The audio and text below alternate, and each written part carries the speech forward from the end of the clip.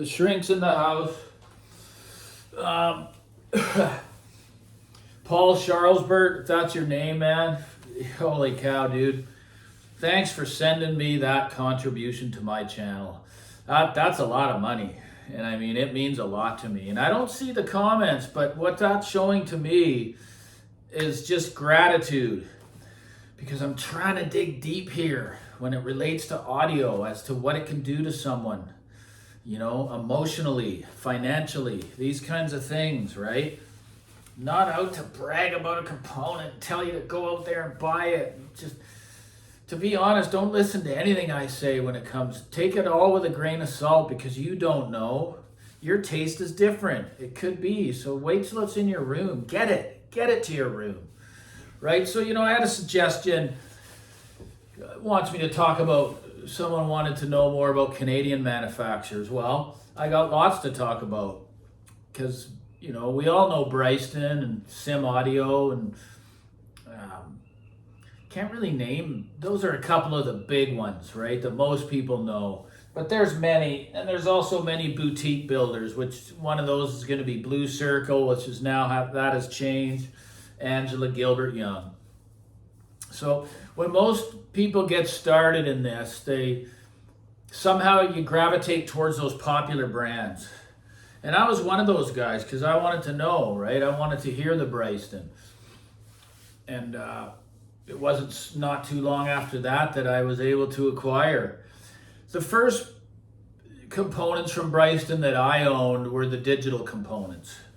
And I didn't know enough about streaming and DACs at the time, you know, about how important the softwares are to navigate digital players and these kinds of things. I just didn't know. So the first digital player I got where I did learn that it is very important, it wasn't the BDP-1, it was the BDP-1 USB because I had a USB DAC at that point. And the very first BDPs, I don't think they had USB. This was a USB only one and it wasn't available for very long. But I gotta say, I did like the sound. I thought it sounded really good, but I knew right off the top that is this how difficult it is to navigate these things with this software and how slow it is? I'm sorry, Bryston, it's terrible. And my buddy just got rid of his BDP-3 for the same reason. He could not believe how awful Manic Moose software was. And it's a shame because I love the look of the products, I love the build quality, and I love the sound. But if you can't frickin' navigate it effortlessly, it's a fail. For me, and if you don't believe me, just try it for yourself. There's many, many more digital companies out there that are just a joy to use with their own softwares. Not Rune. Stay away from Rune. It adds negativity to the sound. You can try that for yourself. That's another topic I've already covered. But you know, it wasn't soon after that. You know, the DACs are really, really good as well. But again, as I've gone along this journey, I want purpose-only components. I don't want to pay for 14 HDMI inputs. I don't need any of them. None. So that's where the BDA-3 goes wrong for me.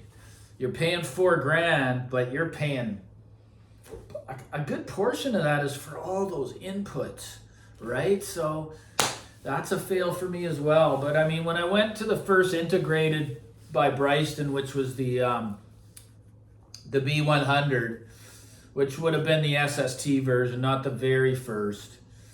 Because it's confusing, right? That basically would have been the SST version of the Bryston.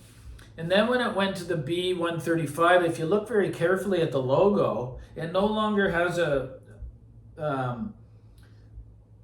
just a line surrounding the logo, like a frame surrounding the engraving of the logo. It's gone to just a plain Bryston. So there's these little inclinations that tell you what versions these things are, and of course the build dates on the rear. You know, the 25-year warranty and all that, that's great, but I mean, anyone who has this disease, and I mean that as not just a music lover that just bought a stereo and they're good with that. No, the ones that are on a continual path, well, that warranty is not valid because you're not even going to have it more than a year. Let's face it, even less if you don't like the sound. So yeah, it's a great marketing tool, ploy. Yeah, and they'll back it up. It is a really good company. I'll never knock it. But the thing that bothered me the most, I loved the build when it came in. The thing that bothered me the most about it, why I didn't like it, is the way it took so long for the amp to come to life. It's definitely not a low listening level design, due to the fact that you got to crank it up halfway before the amp even comes to life at all. And I found that when I owned the 135, the Cube version, and the B100. It's the same tuning. The volume, you got to keep cranking it. You know, I like it to start getting quite loud, you know, as you're approaching halfway, and halfway is going to be about, you know, the maximum for me. It really matters for me, the gain. I don't like it to not even hardly have any volume at all until you get to half. That's a weird way to do it for me. Anyway, I want to hear low level listening and have all the weight and all the body, all that there, right? So I can't knock the company. It's just not for me. It was one of my early adoptions into the journey, right? And then I went through the Moon phase, you know, where I just gotta say, guys, it's really overpriced stuff. I mean, the 280 DAC came in here, and I had already caught on to the fact that, okay, parts and engineering. Let's take the lid off that and look at it. Guys, the chassis is that big, and there's this tiny little circuit board about that big in this one blue toroid, or whatever they are. They're not even a toroid, it's a blue piece of plastic with it inside there, for like $4,000. Now, if that's good for you, then buy it and own it. It was also really bright to my ears. Really bright to my ears. They've gone through a couple aesthetic changes. I owned the Ace. That went way up in price. I think they still offer it. It does a whole bunch of things. Streams, does the streaming, probably has a moving magnet phono stage for what I remember. It's just not a company that, for me, that was gonna stand the test of time. It's all led me to boutique stuff, right? I can't pay for, I know there's better performance out there for the money, right? Good for Moon, they're a great company. I mean, their stuff costs a ton of cash, and some love it. For me, no, the DAC was a total fail, and the integrateds were nothing special. I mean, for the money, I just felt they're overpriced. I don't want to offend anybody. These are my opinions, right? So, my favorite company from Canada, I'm not talking speakers, I'm basically talking more about electronics. It's Blue Circle. All those products, and one of them stayed to the very end when I decided to do this massive downsize, was the Blue Circle BC707 phono stage. I also owned a BC23 phono stage and paid for the upgrade for the power supply and stuff like that. I don't even know why I got rid of that. That was just another compulsive sale. It was phenomenal. So I just think his stuff's worth the money due to the musicality and just how good it sounds. It's just phenomenal. His stuff now's gotten a little bit too tweaky for my liking, where there's all these, engage that capacitor, engage that capacitor. That's not my path. I like simple. But he can build anything you want. I mean, all his products just show complete reliability for me and musicality, the way I want to hear music. Right? That BC 6000 conditioner, I had it for like years, and ended up selling it because I didn't need it anymore. But I don't want to make the video too long. Those are just two of the big hitters, and then more of a boutique brand that is my favorite from Canada. And then you got a lot of speaker companies from Canada too, and I can't believe, you got your 3A, Reference 3A. The only reason I've never bought them is because I hate the aesthetic of the stand mounts. They're almost like a box in dimensions, and that's enough for me that it's not going to do it for me. It's too boxy. I like more sleek looking designs. Yeah, I can't even come. I haven't tried Bryston speakers. I just wouldn't. I don't like I don't know, don't really like the look of those either. Um, just a big fan of Gilbert Young's stuff, his power supplies, his conditioners, his filters. I think I got a phono stage that's going to be coming. I'm going to probably buy the little pipe again for my, that, yeah, we'll get into why. That's for something else that's here. But there's just a couple Canadian companies for you.